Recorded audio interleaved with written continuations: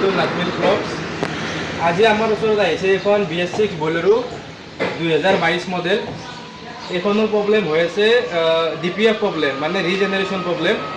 আজি আমি আপোনালোকক এই প্ৰব্লেমখিনি দেখাম, কি হৈছে গাড়ীখনত। বনেট ফল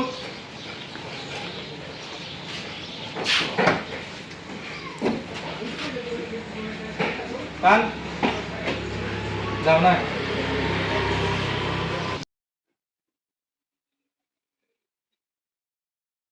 সিফালে ঘূৰি আমি মেইন প্ৰব্লেমটো দেখাই লোৱা কি হৈছে গাড়ীখন। এইখনৰ প্ৰব্লেম হৈছে DPF প্ৰব্লেম, মানে ৰিজেনেৰেশ্যন প্ৰব্লেম হৈছে। এইটো দেখাওক, এইটো ছিগনেলটো আহি আছে দুটা, DPF প্ৰব্লেম।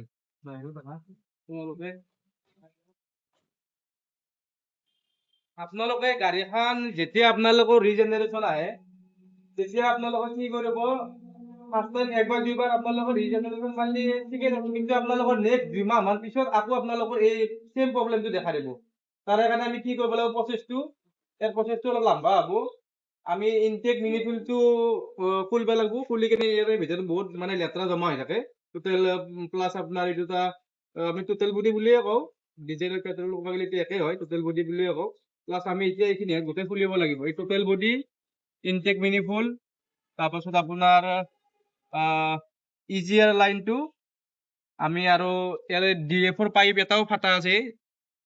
এই DPF-ৰ এইটো পাইপটো ফাটা আছে, এই পাইপটো আমি চেঞ্জ কৰিম। এইটো ইউৰিয়াটো মানে বাহিৰ হৈ আছে, মানে যিমানখিনি আমাক স্প্ৰে কৰিব লাগে এই মানে কি নজেলটো, ইউৰিয়াৰ নজেলটো, মানে সেই যিমানখিনি স্পিৰিট মানে কি মাৰে পাৰা নাই, সেইটো কাৰণে আমাৰ পাইপটো ফাটা আছে কাৰণে মানে ইউৰিয়াটো বাহিৰ হৈ আছে। এতিয়া আমি ইয়াৰে পাইপটো চেঞ্জ হ'ব, নিউ আমি ইনষ্টল কৰিম, আৰু প্লাছ আমি ইয়াৰে ইউৰিয়াৰ ইনজেক্টৰটো আমি ছাৰ্ভিচিং কৰিম।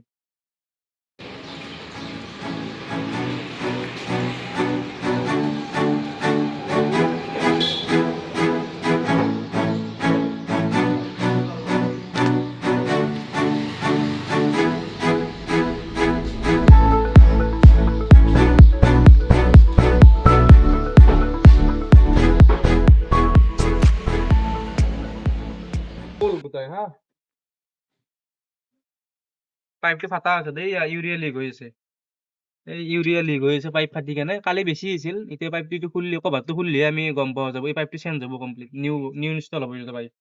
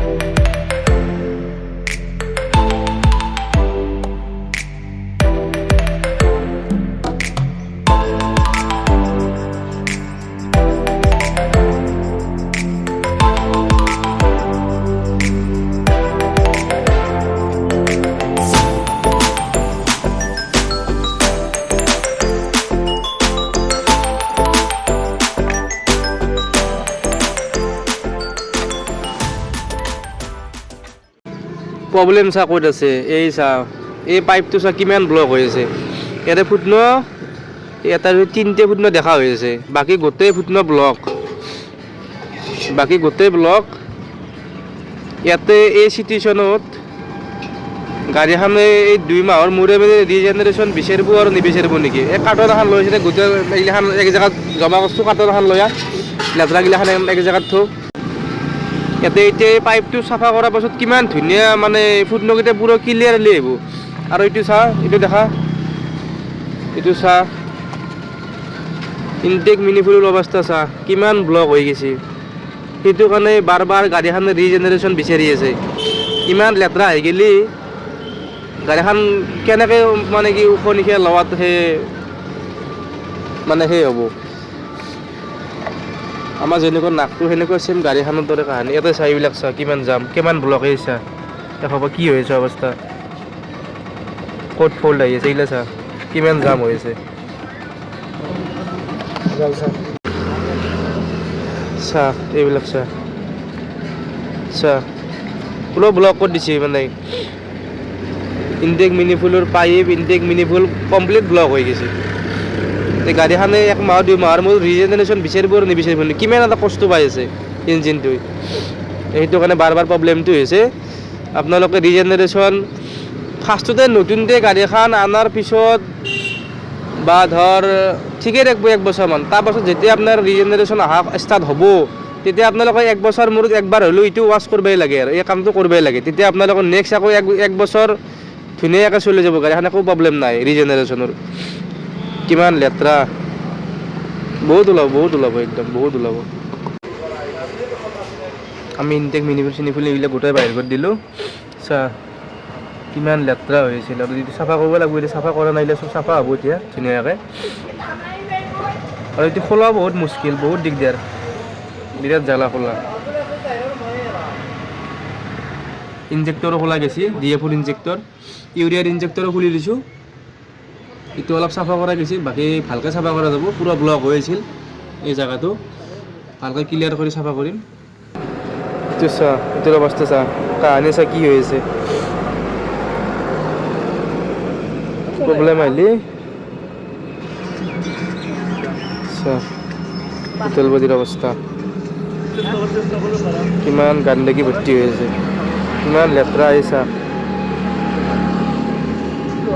কিমান লেতেৰা আছিল মোটামুটি বুলি কওঁতে ইয়াতে এসোপা লেতেৰা আধা কেজিৰ কম নহয় বেছিহে হ'ব চা কিমান মহা লেতেৰা ওলাইছে চা এসোপা কিমান গান্দগী এই চা ক'লে আহি গৈছে পুৰা একদম ইমান লেতেৰা ইমান জাম হৈছিল এইবিলাক চা আমি গোটেই এইবিলাক চাফা কৰিলোঁ কি সুন্দৰ চাফা হৈছে চা এইটো জেড চাফা কৰিছোঁ একদম নিউ আন লগা হৈ গৈছে পুৰা একদম এইবিলাক চা কি ধুনীয়া চাফা একদম এইটো চা এইটো কেনেকুৱা অৱস্থা আছিলে পাইপডালৰ এতিয়া চা ফুটাবিলাক চাচোন চা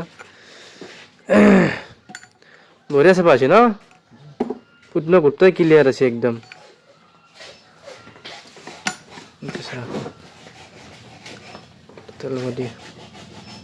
পাৰফেক্ট চাফা হৈ গৈছে একদম গেছ এইবিলাক গোটেই চাফা কৰা গৈছে এইবিলাক ইঞ্জিন ষ্টাৰ্ট হৈ গ'ল এতিয়া কোনো একো ছিগনেল নাই চব ক্লিয়াৰ